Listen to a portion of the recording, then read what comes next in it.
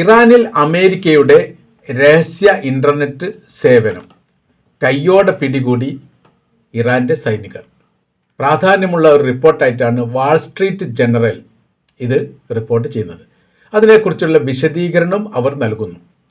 ഏതാനും മാസങ്ങളായി വലിയ രീതിയിലുള്ള ശ്രമം ഈ വിഷയവുമായിട്ട് ബന്ധപ്പെട്ട് അമേരിക്ക നടത്തിയിട്ടുണ്ട്. പക്ഷെ അതൊന്നും ലക്ഷ്യത്തിലെത്താൻ വേണ്ടി സാധിക്കാതെ പോയി.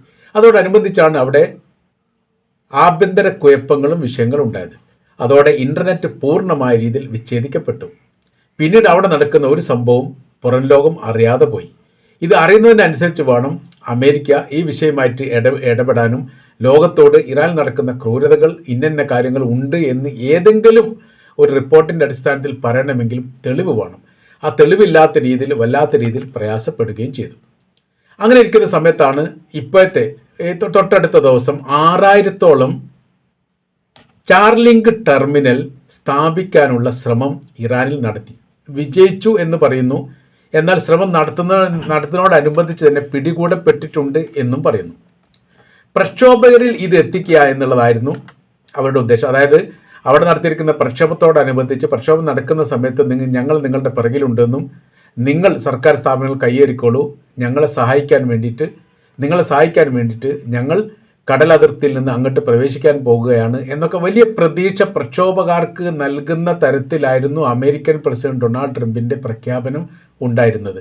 അത് അയാളുടെ സോഷ്യൽ ട്രൂത്ത് വഴിയും മീഡിയകൾ വഴിയും ഈ കാര്യങ്ങൾ തുറന്നു പറയുകയും ചെയ്തു.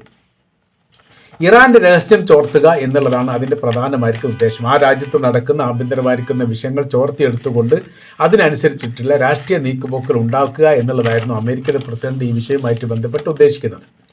ഇറാനിലെ സാധാരണക്കാരിലേക്ക് കമ്മ്യൂണിക്കേഷൻ എത്തിക്കുക, സേവനം ലഭ്യമാക്കുന്ന തരത്തിലുള്ള എല്ലാവിധ ഇളവുകൾ നൽകുക, അല്ലെങ്കിൽ ആ സമീപന കാര്യങ്ങൾ നൽകുക. അതോടുകൂടി എന്തുണ്ടാവുമെന്നറിയോ, അമേരിക്കയ്ക്ക് ഒരു വിശ്വാസം ഉണ്ടാകുന്ന ഒരു സാഹചര്യം ഇറാൻ്റെ അകത്തുണ്ടാകും. ഇപ്പോൾ പ്രക്ഷോഭകാരികൾ തന്നെ പറയുന്നത് ഒരു മണ്ടത്തരമായി പോയി തങ്ങൾ ചെയ്തത്, അമേരിക്ക വിശ്വസിക്കാൻ പറ്റില്ലായിരുന്നു, അവർ നമ്മളെ ചതിക്കുകയാണ് ചെയ്തത്, അതുകൊണ്ട് ഞങ്ങളിപ്പോൾ ജയിലാണ്.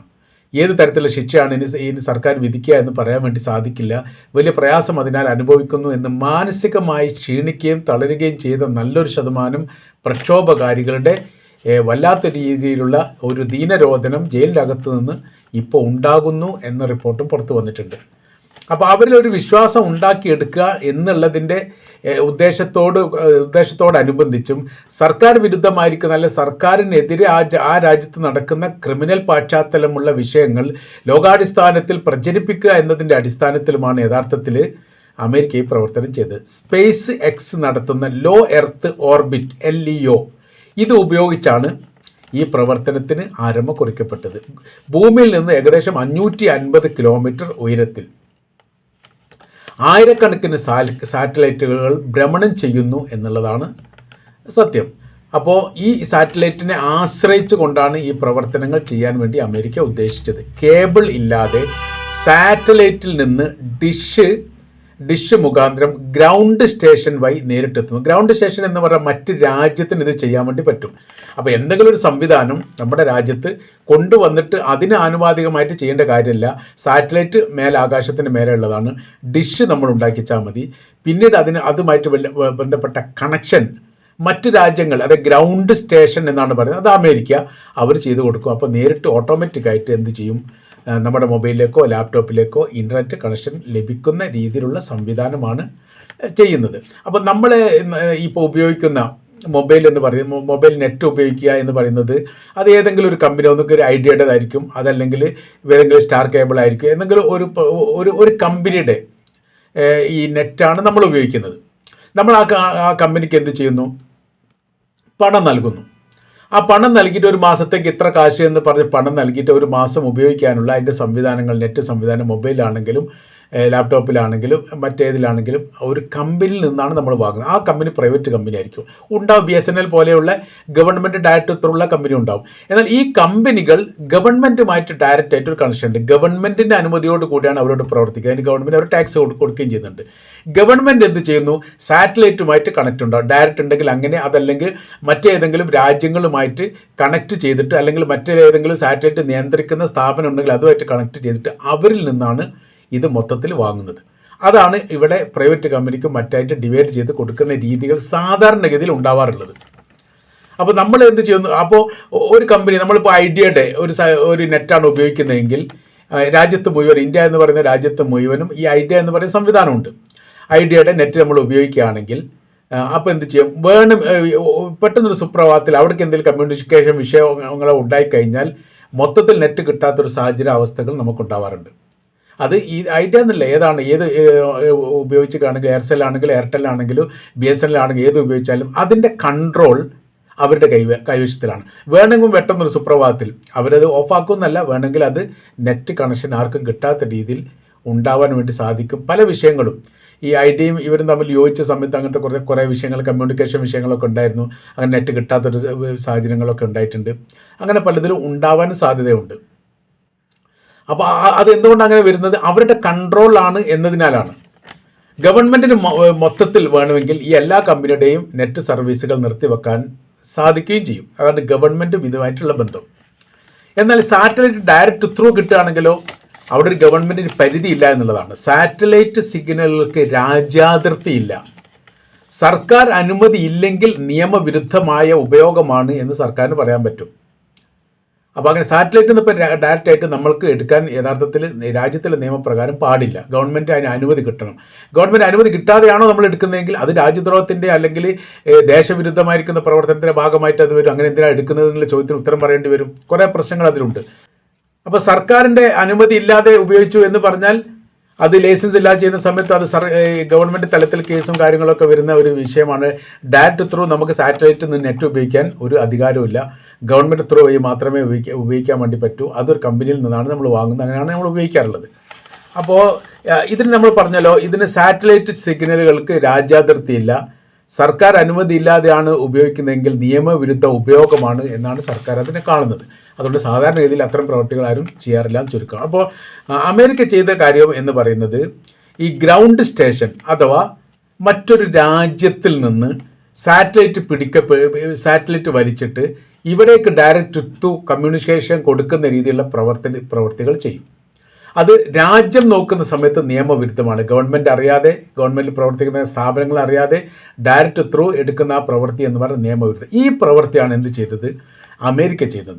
അതിന് സ്പേസ് എക്സ് നടത്തുന്ന ലോ എർത്ത് ഓർബിറ്റ് ഉപയോഗിച്ചുകൊണ്ടാണ് ഈ പ്രവൃത്തി ചെയ്തത്. ഇത് ഔദ്യോഗികമായ രീതിയിൽ അമേരിക്ക സ്ഥിരീകരിച്ചിട്ടില്ല, പക്ഷേ ആ റിപ്പോർട്ട് ഇപ്പോൾ പുറത്ത് വന്നിട്ടുണ്ട്.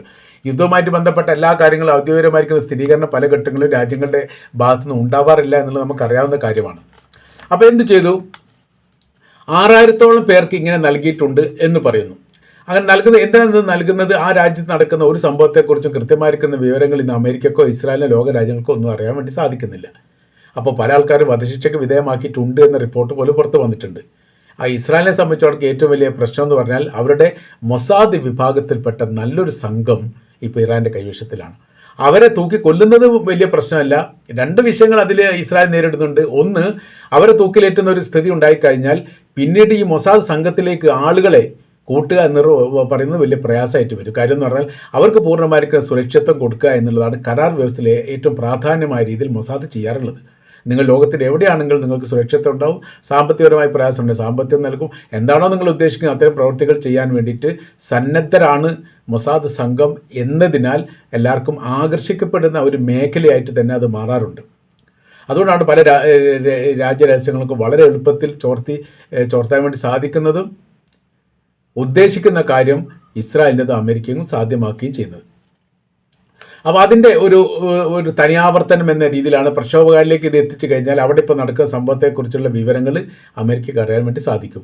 വളരെ സൂക്ഷ്മതയോടുകൂടി നിരീക്ഷിക്കപ്പെടുന്ന ഒരു പേഴ്സണൽ ട്രൂപ്പ് സംഘം CID പോലെയുള്ളത് അവിടെ പ്രവർത്തിക്കുന്നുണ്ട്, ഇറാനിൽ പ്രവർത്തിക്കുന്നുണ്ട്. അവരാണ് ഈ പ്രക്ഷോഭത്തെ അടിച്ചൊതുക്കിയത് എന്ന് പറഞ്ഞാൽ പ്രക്ഷോഭകാരികളുമായി ബന്ധപ്പെട്ട വിഷയത്തിൽ ഈ സമരത്തിന് ആഹ്വാനം ചെയ്യുന്ന നേതാവില്ല, ഈ സമരം ചെയ്യുന്നതുമായി ബന്ധപ്പെട്ട് പ്രത്യേകമായിരിക്കുന്ന ഒരു മുദ്രാവാക്യമില്ല, പ്രത്യേക ഒരു ഏരിയകളില്ല എന്ന് ഇറാൻ സർക്കാരിന് ബോധ്യപ്പെടുത്തി കൊടുത്തത് ഈ പേഴ്സണൽ ട്രൂപ്പാണ്. ഈ ട്രൂപ്പാണ് ഇപ്പോൾ ഇറാനിൽ നിയമവിരുദ്ധമായിട്ട് സ്ഥാപിക്കാൻ തീരുമാനിച്ച, അതല്ലെങ്കിൽ നിയമവിരുദ്ധമായ രീതിയിൽ നെറ്റ് സർവീസ് കൊണ്ടുവരാൻ തീരുമാനിച്ചത് പിടികൂടപ്പെട്ടത്. 6000 പേർക്ക് നൽകി എന്ന് പറയുന്നു. 6000 പേരുടെ വിവരങ്ങളിൽ 5000 ചില്ലാൻ ആളുകളുടെ പേരുകളൊക്കെ റിപ്പോർട്ടായിട്ട് പുറത്ത് വന്നിട്ടുണ്ട് എന്നാണ് പറയുന്നത്. പരമാവധി വലിയ രീതിയിൽ അന്വേഷണ കാര്യങ്ങൾ നടത്തുന്നു എന്ന് മാത്രമല്ല, പിടിക്കപ്പെട്ട വ്യക്തികളിൽ ഈ നെറ്റ് ഉപയോഗിച്ച് എന്തൊക്കെ പ്രവർത്തനങ്ങളാണ് ചെയ്തത് എന്നുള്ളതും അന്വേഷിക്കുന്നു. എന്തൊക്കെയാണ് രഹസ്യങ്ങൾ ചോർത്തി കൊടുത്തത്, എന്ത് വിവരമാണ് ഇങ്ങോട്ട് കിട്ടിയത്, രാജ്യത്തിൻ്റെ അകത്ത് നടത്തിയിരിക്കുന്ന വീഡിയോകളോ ഫോട്ടോകളോ പുറത്തു പോയിട്ടുണ്ടോ എന്നതിനെക്കുറിച്ചൊക്കെ വലിയ നിരീക്ഷണം നടത്തുന്നു. ഇതും ഭയങ്കരമായിരിക്കുന്ന നെഞ്ചടിയായിട്ടാണ് ഈ അമേരിക്ക കാണുന്നത്. കാര്യം എന്ന് പറഞ്ഞാൽ അവർ ഇറാനുമായിട്ട് ബന്ധപ്പെട്ട വിഷയത്തിൽ ഇടപെടുന്ന എല്ലാത്തിലും വലിയ രീതിയിലുള്ള പരാജയമാണ് ഉണ്ടാകുന്നത്, നാണക്കേടാണ് ഉണ്ടാകുന്നത് എന്ന് ചുരുക്കം. അത് ഭാവിയിൽ അവരെ സാരമായിട്ട് ബാധിക്കുമെന്നുള്ളതാണ്. കാര്യം എന്ന് പറഞ്ഞാൽ മുമ്പ് അമേരിക്ക പറയുന്ന തരത്തിലുള്ള ശബ്ദങ്ങൾ, അവരുടെ നിലപാടുകൾ, അവരുടെ സമീപനങ്ങളൊന്നും അത്ര ഗൗരവത്തിൽ ലോകം ഇപ്പോൾ എടുക്കുന്നില്ല. പല കാര്യങ്ങൾക്കും ചെറിയ രാജ്യങ്ങൾ പോലും വിമർശനം നടത്തുന്നു. നിങ്ങൾക്കത് ആവശ്യമില്ലെങ്കിൽ അതിൽ എന്തിൽ നിങ്ങൾ ഇടപെടുന്നു എന്ന് ചോദ്യമുണ്ട്. അത് ഉക്രൈനുമായിട്ട് ബന്ധപ്പെട്ട വിഷയത്തിൽ ബൈഡൻ അവിടെ പ്രസിഡന്റ് ആയിരിക്കുന്ന സമയത്ത് അവിടുത്തെ രാജ്യത്തിലെ ഭരണാധികാരികൾപ്പെട്ടവരും പ്രതിപക്ഷവും ചോദിക്കപ്പെട്ട ഒരു ചോദ്യമുണ്ട്, ഉക്രൈൻ്റെ വിഷയത്തിൽ നമുക്കെന്ത് കാര്യം, നമ്മുടെ സാമ്പത്തികം ഒരുപാട് ഇടിച്ചു തള്ളുന്നത് കൊണ്ട് വലിയ വിഷയമൊന്നുമില്ല അല്ലേ, രണ്ട് രാജ്യങ്ങൾ തമ്മിൽ ആഭ്യന്തരമായിരിക്കുന്ന വിഷയങ്ങൾ ഉണ്ടാകുന്ന സമയത്ത് അതിൽ ഇടപെട്ടുകൊണ്ട് ഒരു പക്ഷം ചേർന്നുകൊണ്ട് മറ്റിനെതിരെ യുദ്ധം ചെയ്യുന്ന രീതികൾ ശരിയല്ല എന്നൊരു വിമർശനം അവിടെ ഉണ്ടായിട്ടുണ്ട്. ഇസ്രായേലുമായിട്ട് ബന്ധപ്പെട്ട വിഷയത്തിലാണ് അവർ ഏറ്റവും കൂടുതൽ അമേരിക്ക സങ്കടപ്പെടുന്നത് അല്ലെങ്കിൽ പ്രയാസപ്പെടുന്ന കാര്യം. ഇസ്രായേലിനെ അനുകൂലിക്കുന്നു എന്ന കാരണത്താൽ ഒരുപാട് രാജ്യങ്ങളുമായിട്ട് അമേരിക്കയുടെ ബന്ധം മുറിഞ്ഞു പോയിട്ടുണ്ട്. അറേബ്യൻ രാജ്യങ്ങൾ ഏറ്റവും കൂടുതൽ അകന്നു നിൽക്കുന്ന ചരിത്രത്തിൽ ആദ്യമായിട്ട് പാലസ്തീൻ ഇസ്രായേൽ യുദ്ധവുമായിട്ട് ബന്ധപ്പെട്ട വിഷയത്തിലാണ്. അങ്ങനെ അവർക്ക് നഷ്ടത്തിൻ്റെ കണക്കുകൾ മാത്രമാണ് പറയാനുള്ളത്. അതോടനുബന്ധിച്ചാണ് പിന്നെ ഇറാനിൽ പ്രക്ഷോഭം ഉണ്ടാകുന്നു, ഇറാനിൽ ഭരണം അട്ടിമറിയെന്ന് വിചാരിച്ചു. ഇറാനിൽ ഒരു ഭരണ അട്ടിമറി ഉണ്ടായാൽ അമേരിക്കക്ക് താല്പര്യമുള്ള രീതിയിലൊരു സർക്കാർ അധികാരത്തിൽ വന്നാൽ ഇപ്പോഴത്തെ എല്ലാവിധ വിഷയത്തിനും പരിഹാരമുണ്ടാക്കാൻ സാധിക്കും എന്ന് അമേരിക്ക വിശ്വസിക്കുന്നു. അതിൻ്റെ കാര്യം എന്ന് പറഞ്ഞാൽ മിഡിൽ ഈസ്റ്റുമായിട്ട് ബന്ധപ്പെട്ട വിഷയത്തിൽ സൈനികമായ രീതിയിലൊരു നടപടിക്ക് മുതിരുന്ന ഇറാൻ അല്ലാത്തൊരു രാജ്യവും ലോകത്തില്ല. ഇറാൻ ഒതുക്കി കഴിഞ്ഞാൽ മുസ്ലിം രാജ്യങ്ങളിൽ നിന്ന് അത്രയും വലിയ ശക്തമായിരിക്കുന്ന ഒരു പ്രതിരോധം ഇനി ഉണ്ടാവാനും പോകുന്നില്ല. ഇറാഖ് ഒരു കാലത്തുണ്ടായിരുന്നു, അത് ഒതുങ്ങിപ്പോയിട്ടുണ്ട്. പിന്നീട് ലിബിയ ഉണ്ടായിരുന്നു, ഗദ്ദാഫിയുടെ രാജ്യം, അത് ഒതുങ്ങിപ്പോയിട്ടുണ്ട്. പിന്നീട് സിറിയ ഉണ്ടായിരുന്നു, സിറിയയുടെ ഭരണം അട്ടിമറിച്ച് നമുക്കറിയാം. ഈജിപ്ത് ഉണ്ടായിരുന്നു, ഹുസ്നി മുബാറക്ക് ഒരു പരിധിവരെയൊക്കെ എതിർക്കായിരുന്നു, അതല്ലാതായി. ശക്തമായ രീതിയിൽ ലോകാടിസ്ഥാനത്തിൽ അംഗീകരിക്കപ്പെട്ട പാലസ്തീനിയുടെ നേതാവായിരുന്നു യാസർ അറഫാത്തിനെ കൊന്നതോടുകൂടി അതും അവസാനിച്ചു. അങ്ങനെ സർവ്വ മേഖലയിലും എതിർക്കപ്പെടുന്ന എല്ലാ, സുഡാനിലും പിന്നെ ഉണ്ടായിരുന്നു മുഹമ്മദ് ബഷീർ, ഭരണത്തെ ഈ അമേരിക്കയുടെ നേരത്തെ എതിർക്കുന്ന വ്യക്തിയാണ്, ആ രാജ്യം തന്നെ പുലർത്തി ആളിപ്പോൾ ജയിലാണെന്നാണ് പറയുന്നത്. അങ്ങനെ എതിർക്കപ്പെടുന്ന എല്ലാ വിഭാഗവും തളർന്നു പോയിട്ടുണ്ട്. അവർക്കൊന്നും ഉയർത്തെഴുന്നേൽക്കാൻ പറ്റാത്ത വിധം ഇല്ലാതാക്കാൻ അമേരിക്കക്ക് സാധിച്ചിട്ടുണ്ട്, ഇറാൻ ഒഴികെ. അപ്പോൾ ഇറാൻ്റെ ശബ്ദം കൂടി നിലക്കപ്പെട്ട് കഴിഞ്ഞാൽ പിന്നീട് അവിടെ പഹ്ലവി ഭരണകൂടമാണ് വരുന്നത്. എല്ലാ കാലത്തും യൂറോപ്യൻ നയങ്ങളോടൊപ്പം ചേർന്ന് നിൽക്കുകയും അമേരിക്കൻ ഇസ്രായേലിൻ്റെ നയനിലപാടുകളൊക്കെ അംഗീകരിക്കണം എന്ന് പറയുന്ന വ്യക്തിയാണ് എന്നതിനാൽ ഇവരുടെ താല്പര്യങ്ങൾ സംരക്ഷിക്കാൻ വേണ്ടിയിട്ട് അവർ മുന്നോട്ട് വരും. അതോടുകൂടി അതും അവസാനിച്ചു. അതിൻ്റെയൊക്കെ ഒരു ഭാഗമായിട്ടാണ് ഇറാൻ്റെ രഹസ്യങ്ങൾ ചോർത്താൻ വേണ്ടിയിട്ട് അമേരിക്ക ഇൻ്റർനെറ്റ് സംവിധാനം, ഈ പറയപ്പെട്ട രീതിയിൽ സംവിധാനം ഒരുക്കാൻ വേണ്ടി തീരുമാനിച്ചത്. അപ്പോൾ ഈ ചാർലിങ്ക് എന്ന് പറയുന്ന ടെർമിനൽ ഉപയോഗിച്ചുകൊണ്ട് ഈ പ്രവൃത്തി ചെയ്താൽ പരമാവധി കിട്ടുമെന്ന് വിശ്വസിച്ചു. എന്നാൽ അത് ഇറാൻ പിടികൂടിയിരിക്കുന്നു എന്നൊരു ഞെട്ടലുള്ള റിപ്പോർട്ടാണ് ഇപ്പോൾ പുറത്തു വന്നിരിക്കുന്നത്.